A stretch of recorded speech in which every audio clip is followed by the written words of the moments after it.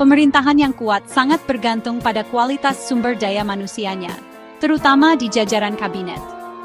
Para pemimpin yang duduk di kursi pemerintahan tidak hanya dituntut untuk mampu mengambil keputusan strategis, tetapi juga harus memiliki wawasan luas dan integritas tinggi.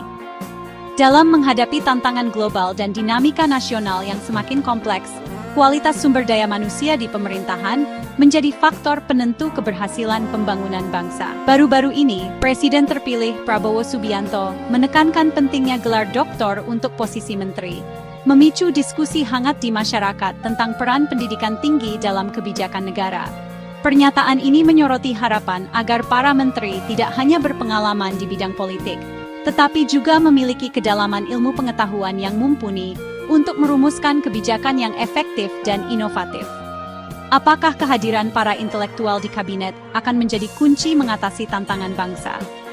Banyak pihak berharap, dengan masuknya para akademisi dan pemikir kritis ke dalam pemerintahan, solusi yang dihasilkan akan lebih berbasis data dan analisis mendalam, bukan sekadar keputusan pragmatis. Di era modern ini, gelar akademik memang penting, namun yang lebih utama adalah kemampuan menerjemahkan ilmu menjadi kebijakan nyata yang berdampak positif bagi masyarakat luas. Ini bukan sekadar soal gelar, tapi juga visi, dedikasi, dan kedalaman analisis yang dimiliki oleh para pemimpin bangsa.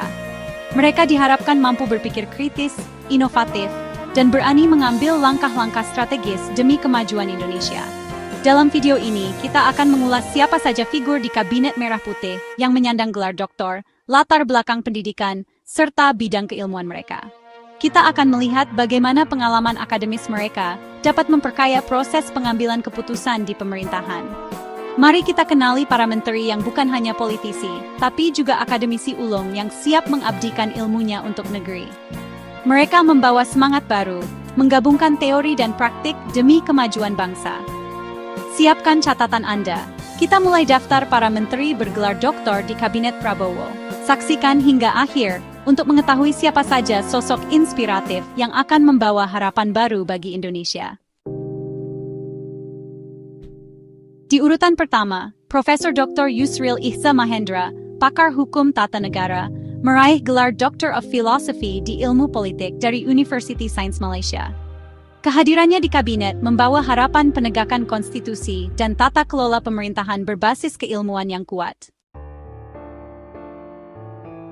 Selanjutnya, Profesor Dr. Abdul Muti, Sekretaris Umum Muhammadiyah, meraih gelar doktor di Pendidikan Agama Islam dari UIN Syarif Hidayatullah, Jakarta. Keahliannya diharapkan memperkuat kebijakan pendidikan berbasis nilai keagamaan dan kebangsaan. Dr. Haji Fadli Zon, politisi vokal, meraih gelar doktor di bidang sejarah dari Universitas Indonesia dan master dari LSI. Kombinasi sejarah dan politik memberinya perspektif unik dalam pengambilan keputusan strategis negara. Profesor Yasirli, guru besar ITB, meraih PhD di Teknik Industri dan Sistem dari Virginia Tech, AS. Keahliannya diharapkan mendorong inovasi, efisiensi, dan teknologi industri nasional. Standar keilmuan global yang ia bawa menjadi modal penting untuk kemajuan industri Indonesia. Jenderal Polisi Purnawirawan Profesor Tito Karnavian meraih PhD dari NTU Singapura dengan fokus terorisme dan pemberontakan Islam. Disertasinya menjadi rujukan penting dalam studi keamanan. Kombinasi pengalaman lapangan dan analisis akademik menjadikannya figur kunci dalam kebijakan keamanan nasional. Agus Harimurti Yudhoyono, atau AHI, tengah menempuh program doktor di pengembangan sumber daya manusia di UNAIR. Dengan latar belakang militer, politik, dan pendidikan tinggi, AHI mempersiapkan diri sebagai pemimpin dengan fondasi keilmuan kuat. Fokusnya pada pengembangan SDM sangat relevan untuk masa depan Indonesia.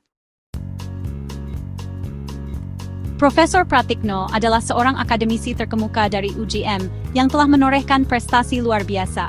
Ia memiliki 2 gelar doktor, satu dari Flinders University di Australia, dan satu lagi dari UGM sendiri. Pengalaman studinya di luar negeri memperluas wawasan dan memperkaya keilmuannya. Keahliannya di bidang administrasi negara dan politik menjadi fondasi penting dalam birokrasi pemerintahan Indonesia. Kombinasi pendidikan dalam dan luar negeri memberinya perspektif komprehensif, sehingga ia mampu menjadi jembatan antara teori akademik dan praktik nyata di pemerintahan, serta berkontribusi besar dalam pengambilan kebijakan publik. Dr. Agus Gumiwang Kartasasmita, politisi Golkar, meraih gelar Doktor Ilmu Pemerintahan dari Universitas Padjadjaran. Keahliannya memperkuat tata kelola pemerintahan dan kebijakan publik berbasis analisis ilmiah. Ia diharapkan menjadi teknokrat andal di kabinet. Raja Juli Antony, politisi muda PSI, meraih PhD di Ilmu Politik dari University of Queensland, Australia. Spesialisasinya pada studi internasional memperkuat analisis tren global dan diplomasi Indonesia. Kehadirannya diharapkan membawa pemikiran progresif dan berbasis riset internasional. Ia memperkuat posisi Indonesia di kancah global. Teuku Rifki Harsya, politisi Demokrat, meraih gelar doktor di pengelolaan sumber daya alam dan lingkungan dari IPB. Keahliannya sangat relevan untuk kebijakan lingkungan dan pengelolaan sumber daya alam. Ia membawa pendekatan sains dalam pengelolaan kekayaan alam Indonesia. Kontribusinya diharapkan memperkuat kebijakan berkelanjutan. Profesor Dr. Nasaruddin Umar, Imam Besar Masjid Istiqlal, meraih gelar doktor di bidang tafsir dari UIN Syarif Hidayatullah Jakarta. Kehadirannya membawa dimensi spiritual dan etis dalam pemerintahan, serta memperkuat moderasi dan moralitas kebijakan. Dr. Supratman Andi Aktas, legislator dan praktisi hukum, meraih gelar Doktor Ilmu Hukum dari Universitas Muslim Indonesia. Spesialisasinya memperkuat upaya reformasi dan penegakan hukum di kabinet. Ia memastikan kebijakan pemerintah berlandaskan yuridis yang kokoh. Dr. Budi Santoso, profesional di kabinet, meraih gelar Doktor Ilmu Administrasi dari Universitas Indonesia. Keahliannya sangat penting untuk reformasi birokrasi dan peningkatan pelayanan publik. Ia membawa teori administrasi modern ke praktik nyata pemerintahan. Dr. Andi Amran Sulaiman, Menteri Pertanian, meraih gelar Doktor Ilmu Pertanian dari Universitas Hasanuddin. Kepemimpinannya di sektor pertanian didukung riset dan pemahaman mendalam, memberi harapan pada kebijakan inovatif dan kesejahteraan petani. Dr. Hanif Faisal Nurofik, birokrat kehutanan, meraih gelar doktor dari IPB. Keahliannya di bidang kehutanan sangat penting untuk pengelolaan hutan lestari dan pengembangan ekonomi hasil hutan. Ia menegaskan pentingnya pendekatan saintifik dalam pengelolaan sumber daya alam. Dr. Haji Wihaji, mantan Bupati Batang, meraih gelar Doktor Manajemen Kependidikan dari UNES. Kombinasi pengalaman eksekutif daerah dan keahlian pendidikan menjadikannya figur potensial untuk reformasi pendidikan nasional. Ia membawa perspektif membumi dalam kebijakan pendidikan. Profesor Dr. Rachmat Pambudi, guru besar IPB, ahli ekonomi pertanian, meraih gelar doktor dari IPB. Keahliannya diharapkan mendorong kebijakan pertanian yang adil dan berorientasi pada kesejahteraan petani. Profesor Brian Yuliarto, ahli nanoteknologi ITB, meraih D dari Tokyo Institute of Technology. Keahliannya penting untuk pengembangan industri masa depan seperti semikonduktor dan baterai listrik.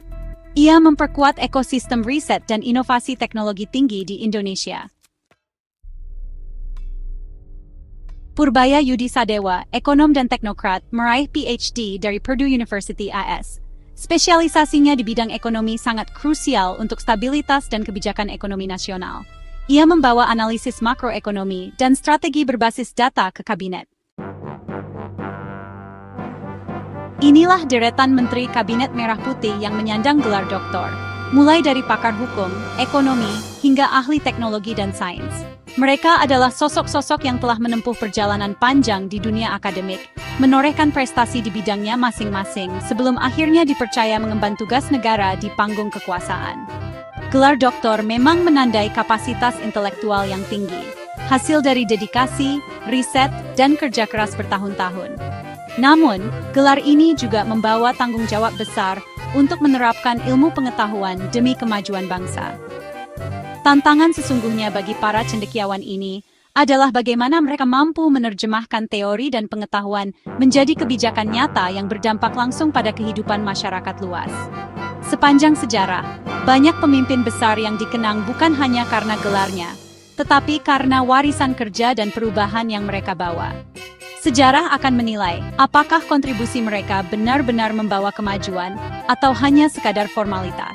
Pertanyaannya, apakah kehadiran para doktor di kabinet kali ini mampu membawa perubahan signifikan? Apakah mereka bisa menjawab harapan rakyat dan menghadirkan solusi atas berbagai persoalan bangsa? Rakyat Indonesia menaruh harapan besar di pundak para cendekiawan yang kini berada di lingkar kekuasaan. Mereka diharapkan mampu menjadi jembatan antara dunia akademik dan realitas sosial. Ujian mereka baru saja dimulai.